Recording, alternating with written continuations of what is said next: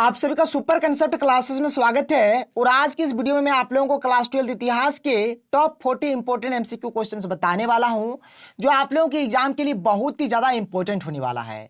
और यहां पर मैं आपको बहुत सारे क्वेश्चंस को ट्रिक से बताऊंगा ताकि आपको पढ़ने में सुविधा हो, किसी भी प्रकार का कोई दिक्कत ना हो और हर एक चीज को आप लोग याद रख पाएं। तो आप लोग वीडियो पर कंप्लीट बने रहें। और अगर आप लोग हमारे चैनल पर पहली बार आए हैं तो चैनल को सब्सक्राइब करने के साथ साथ बेल के आइकन को प्रेस कर दीजिए।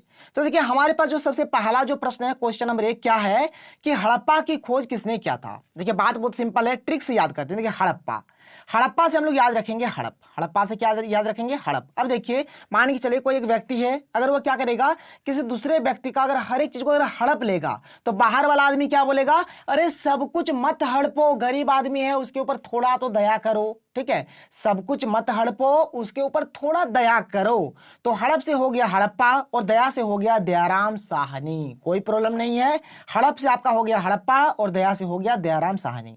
देखिए, यहां पर एक नाम है राखालदास बनर्जी का, आप याद रखिएगा। एक हमारा जो है मोहन जोदड़ो, क्या है, मोहन जोदड़ो।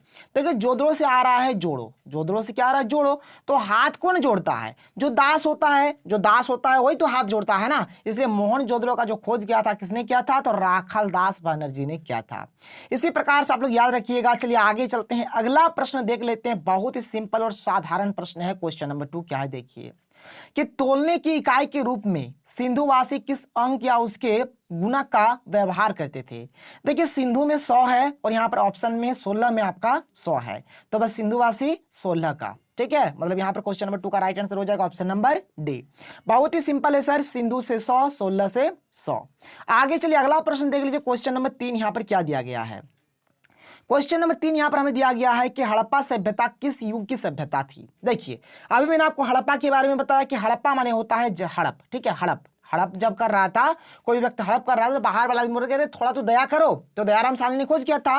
अब हड़प है ना, यहाँ पर एक आदमी आ रहा है, एक गाना सुने होंगे कि काश कोई लड़की मुझे भी प्यार करती, इस प्रकार का एक गाना होगा। ठीक है, तो यहाँ पर एक आदमी आके क्या बोल रहा है कि काश मुझे भी कोई हड़प लेता, काश मुझे भी कोई हड़प लेता। तो काश से यहां पर हो जाएगा कांस्य, क्या हो जाएगा, कांस्य युग। मतलब एक आदमी आके बोल रहा है, जब देखिए हर कोई हड़प रहा था ना, तब एक आदमी आके बोलता है कि काश मुझे भी कोई हड़प लेता। तो काश से आपका हो गया कांस्य और हड़प से हो गया हड़प्पा सभ्यता। तो हड़प्पा सभ्यता जो है वह कांस्य युग की सभ्यता है। ऐसे याद करिए, बस देखिए बहुत सिंपल है, कोई दिक्कत वाली बात नहीं है कि आपको समझ में नहीं आएगा, ऐसा वगैरह कुछ भी नहीं है। चलिए आगे चले, कोई प्रॉब्लम नहीं है, कांस्य युग की सभ्यता है हड़प्पा सभ्यता। क्वेश्चन नंबर 4 देख लेते हैं, क्या है कि हड़प्पा किस नदी के किनारे स्थित है। तो हड़प्पा जो है ना वह रावी नदी के किनारे स्थित है। अब इसको आप लोग किस प्रकार से याद रखेंगे, देखिए बात को समझिए, ट्रिक से मैं बताता हूं आपको। हड़प्पा माने क्या होता है, हड़प। अब मान के चलिए कोई व्यक्ति है, अगर किसी भी मतलब व्यक्ति का कोई चीज हड़प लेगा तो क्या होगा, रोएगा, रोएगा कि नहीं रोएगा, रोएगा। तो रोएगा तो यहां से रोना से आप लोग याद रख सकते हैं रावी। ठीक है, रोएगा तो रावी, इसी प्रकार से मतलब मिलता जुलता है, इस प्रकार से आप लोग समझ सकते हैं। तो रावी नदी के किनारे हड़प्पा सभ्यता हमारा है। क्वेश्चन नंबर 5 देख लीजिए, क्या है कि सिंधु घाटी सभ्यता में विशाल स्नानागार के अवशेष कहां मिले।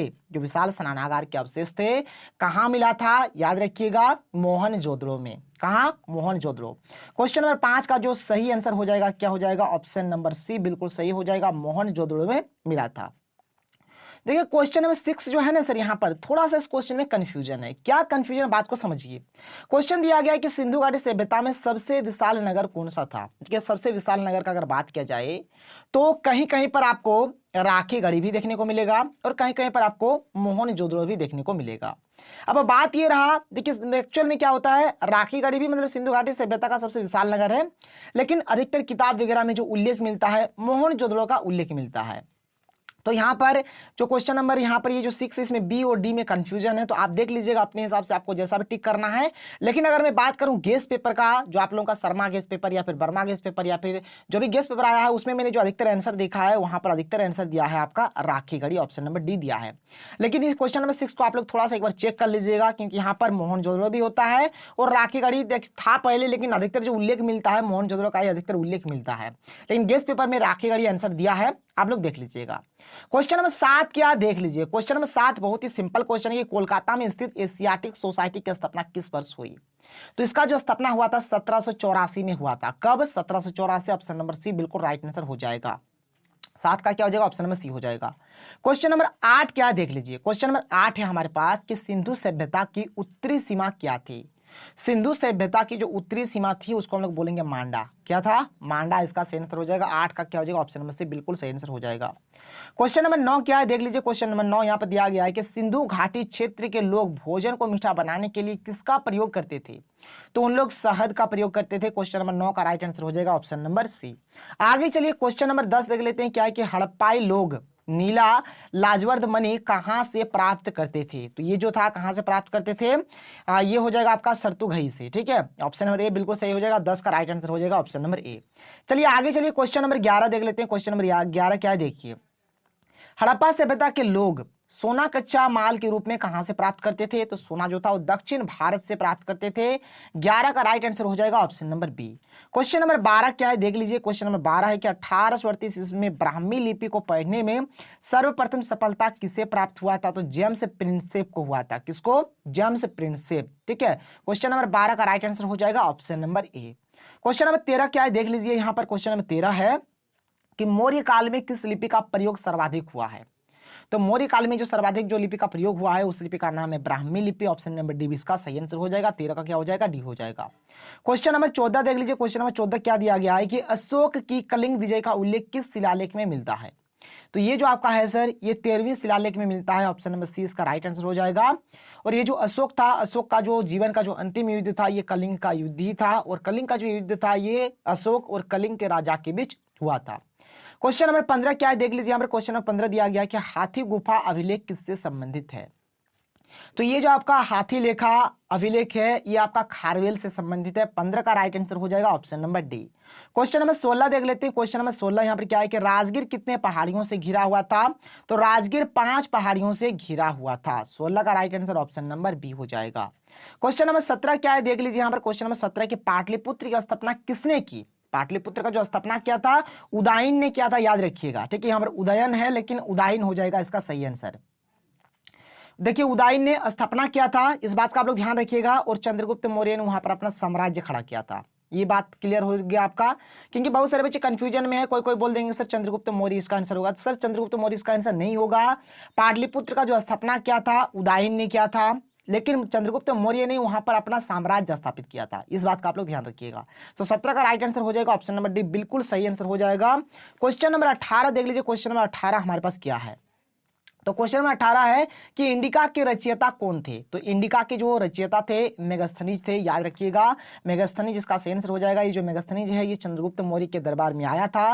ये जो इंडिका है इसमें कंप्लीटली जो मौर्य साम्राज्य के बारे में हर एक चीज उसमें लिखा गया है। क्वेश्चन नंबर 19 क्या है देख लीजिए कि सारनाथ का स्तंभ किसने बनवाया? सारनाथ का जो स्तंभ है ये किसने बनाया था? तो अशोक ने बनवाया था। किसने? अशोक ने। 19 का राइट आंसर हो जाएगा ऑप्शन नंबर ए हो जाएगा। क्वेश्चन नंबर 20 क्या है देख लीजिए। क्वेश्चन नंबर 20 है कि 187 ईसा पूर्व में अंतिम मौर्य सम्राट बृहद्रथ का वध किसने किया था? तो किसने किया था? पुष्यमित्र शुंग ने किया था। और बाद में क्या होता है? शुंग वंश का स्थापना होता है। तो 20 का राइट आंसर क्या हो जाएगा? ऑप्शन नंबर बी बिल्कुल सही आंसर हो जाएगा। क्वेश्चन नंबर 21 क्या है देख लीजिए कि महात्मा बुद्ध का जन्म किस स्थान पर हुआ था? तो महात्मा बुद्ध का जो जन्म हुआ था लुम्बिनी में हुआ था। कहां हुआ था? लुम्बिनी में हुआ था। क्वेश्चन नंबर 22 क्या है देख लीजिए। क्वेश्चन नंबर 22 है कि औरंगजेब की मृत्यु कब हुई थी? तो औरंगजेब की जो मृत्यु हुई थी 1707 ईस्वी में हुआ था, याद रखिएगा। 22 का राइट आंसर हो जाएगा option number A. Question number 23 क्या है देख लीजिए। क्वेश्चन नंबर 23 है कि दीपवंश और महावंश ग्रंथ किस देश से संबंधित है? तो ये आपका हो जाएगा श्रीलंका। 23 का ऑप्शन नंबर डी बिल्कुल राइट आंसर हो जाएगा। क्वेश्चन नंबर 24 देख लेते हैं। क्वेश्चन नंबर 24 क्या है कि महात्मा बुद्ध की शिक्षाएं किसमें संकलित है? तो देखिए सर महात्मा बुद्ध की जो शिक्षाएं हैं ये आपका त्रिपिटक, ठीक है, त्रिपिटक में संकलित है। त्रिपिटक में 3 चीज आता है, एक आता है सुत्त पिटक, एक आता है विनय पिटक और एक आता है अभिधम्म पिटक। ठीक है, तो यहाँ पर एक्चुअल में यहाँ पर इनमें से कोई नहीं, यहाँ पर ऑप्शन नहीं होना चाहिए, बल्कि यहाँ पर ऑप्शन होना चाहिए था इनमें से सभी।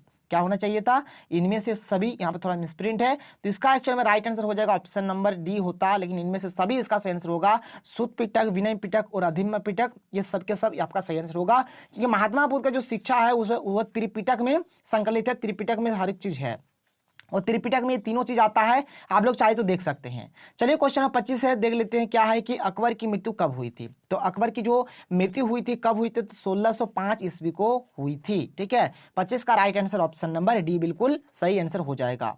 क्वेश्चन नंबर 26 देख लीजिए क्या है। क्वेश्चन नंबर 26 है कि महात्मा बुद्ध ने किस स्थान पर सबसे अधिक उपदेश दिए। कहां पर सबसे अधिक उपदेश दिया था, यहां पर आपको बताना, तो श्रावस्ती में सबसे अधिक उपदेश दिया था। 26 का right answer option number C हो जाएगा। क्वेश्चन नंबर 27 क्या है, देख लीजिए कि अवध सूबा वर्तमान में किस राज्य में है। तो ये आपका यूपी में है, यूपी मानी उत्तर प्रदेश, यानी कि ऑप्शन नंबर बी बिल्कुल सही आंसर। क्वेश्चन नंबर 27 का राइट आंसर हो जाएगा option number B. Question number 28 देखिए सर, बहुत ही पावरफुल प्रश्न है और बहुत सारे बच्चे इस प्रश्न के देखकर मतलब गलत सलत आंसर बता रहे हैं, लेकिन यहाँ पर मैं आपको प्रूफ के साथ दिखाऊंगा कि इसका एक्चुअल में सही आंसर क्या होगा। देखिए एक्चुअल में क्वेश्चन क्या है, तो देखिए क्वेश्चन नंबर 28 क्या है कि अकबर के द्वारा जारी किया गया चांदी के सिक्के को क्या कहा जाता था। देखिए अकबर जो है ना, वो चांदी का सिक्का, सोना का सिक्का, तांबा का सिक्का, हर एक प्रकार का सिक्का जारी किया था। तो यहाँ पर ये जो चांदी का सिक्का है, चांदी का सिक्का का नाम है रुपये। देखिए अब आप लोगों को जो यहाँ पर मैंने आपको आंसर बताया ना ऑप्शन नंबर सी, अभी आप लोगों का कॉमेंट्स आ सकता है। कोई बच्चे बोलेंगे सर ऑप्शन नंबर ए होगा, तो कोई बोलेंगे सर ऑप्शन नंबर बी होगा। अभी थोड़ा सा सब्र रखिए, वीडियो ये जो है सर जब मैं क्वेश्चन नंबर 40 तक बता दूंगा, उसके लास्ट में आपको दिखा दूंगा कि एक्चुअल में सही आंसर इसका कैसे हो रहा है, कहां से हो रहा है, और किताब का मैंने फोटो खींच के रखा है, वही चीज यहाँ पर मैं आपको दिखा दूंगा। ठीक है, लेकिन अभी आप लोग याद रखिए 28 का राइट आंसर होगा ऑप्शन नंबर सी, बिल्कुल 100% सही आंसर होने वाला है ऑप्शन नंबर सी। चलिए आगे देखते हैं, अभी अगला क्वेश्चन देख लीजिए, फिर मैं आपको आगे समझाऊंगा, बिल्कुल टेंशन मत लीजिए। क्वेश्चन नंबर 29 क्या है, देख लीजिए कि आईन अकबरी के किस भाग में मनसबदारी का प्रयोग किया गया है। तो इसका जो भाग 2 है ना, जिसका नाम है सिपा ए आबादी, यहां पर मनसबदारी का प्रयोग हुआ है। 29 का राइट आंसर हो जाएगा ऑप्शन नंबर बी, बिल्कुल करेक्ट आंसर हो जाएगा। क्वेश्चन नंबर 30 देख लीजिए, क्वेश्चन नंबर 30 यहां पर हमें क्या दिया गया है। क्वेश्चन नंबर 30 हमें दिया गया है कि विजयनगर का अपने स्थापना से लेकर पतन तक किस राज्य के साथ संघर्ष चलता रहा है। जब से वो स्थापना हुआ और जब तक उसका पतन हुआ, खत्म हुआ, शुरू से लेकर लास्ट तक मतलब किसके साथ उनका लड़ाई होता था, संघर्ष होता था, तो ये हो जाएगा बहमनी राज्य से। क्वेश्चन नंबर 30 का राइट आंसर हो जाएगा option number C. Question number 31 क्या है, देख लीजिए कि विजयनगर के किस शासक ने मुस्लिमों को सेना में शामिल किया था। मुस्लिमों को सेना में शामिल किया था। ठीक है, किसने शामिल किया था, तो यहाँ पर हो जाएगा इसका सही आंसर हो जाएगा देवराय वन। ठीक है, ये हो जाएगा ऑप्शन नंबर डी, बिल्कुल सही आंसर हो जाएगा। क्वेश्चन नंबर 32 यहाँ पर क्या है, देख लीजिए क्वेश्चन नंबर 32 यहाँ पर कि विजय का शहर किस साम्राज्य को कहा गया है। तो विजय का शहर, देखिए विजय से ही विजयनगर, तो विजयनगर इसका सही आंसर हो जाएगा। 32 का क्या हो जाएगा ऑप्शन नंबर बी, बिल्कुल राइट आंसर हो जाएगा। क्वेश्चन नंबर 33 क्या है, देख लीजिए कि विजयनगर के मातृदेवी किसे कहा गया है। तो वहां का जो मातृदेवी है किसको कहा गया है, तो पंपा देवी को कहा गया है। 33 का राइट आंसर हो जाएगा ऑप्शन नंबर ए हो जाएगा। क्वेश्चन नंबर 34 क्या है, देख लीजिए यहां पर है कि बृहदेवेश्वर मंदिर कहां पर है। तो ये जो मंदिर है आपका कहां पर है, तो तंजावुर में है। 34 का राइट आंसर हो जाएगा ऑप्शन नंबर ए, बिल्कुल सही आंसर हो जाएगा। चलिए आगे चलते हैं, क्वेश्चन नंबर 35 देख लेते हैं। क्वेश्चन नंबर 35 यहाँ पर क्या दिया गया है कि अकबर का शासनकाल क्या था। तो अकबर का जो शासनकाल था वो 1556 से 1605 तक था। तो ये हो जाएगा ऑप्शन नंबर ए, बिल्कुल सही आंसर हो जाएगा। क्वेश्चन नंबर 36 क्या है कि तीर्थ यात्रा कर को किस मुगल शासक ने समाप्त किया। देखिए तीर्थ यात्रा में पहले टैक्स लगता था, कर लगता था, और ये जो टैक्स है इसको किसने समाप्त किया आपको बताना है। तो अकबर ने समाप्त किया था, ऑप्शन नंबर डी बिल्कुल राइट आंसर हो जाएगा। क्वेश्चन नंबर 37 क्या है, देख लीजिए क्वेश्चन नंबर 37 हमारे पास है कि बुलंद दरवाजा का निर्माण किस मुगल शासक ने किया था। तो ये भी आपका अकबर ने किया था, ऑप्शन नंबर बी इसका भी सही हो जाएगा, अकबर इसका सही आंसर हो जाएगा।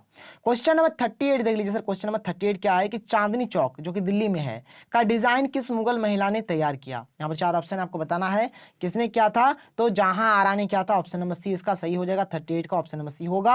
39 क्या देख लीजिए यहाँ पर कि विश्व का प्रथम लोकतांत्रिक व्यवस्था किस महाजनपद में मिलती है। तो कहां मिलती है, तो यह आपका मिलता है आपका लिच्छवी में, और याद रखिएगा 16 महाजनपद था और सबसे शक्तिशाली महाजनपद मगध था, और यहाँ पर लिच्छवी है, वहां पर प्रथम लोकतांत्रिक व्यवस्था का मतलब साक्ष्य मिलता है।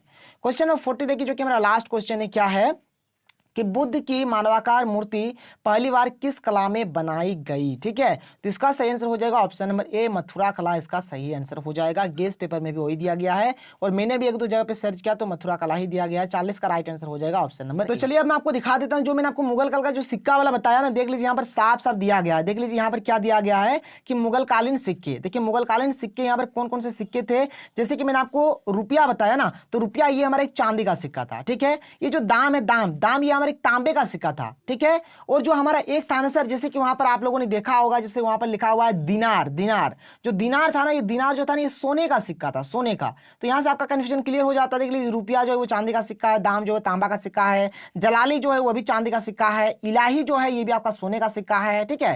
ये जो संसब है ये आपका सोने का, ये भी सिक्का है। दिनार भी आपका सोने का सिक्का है।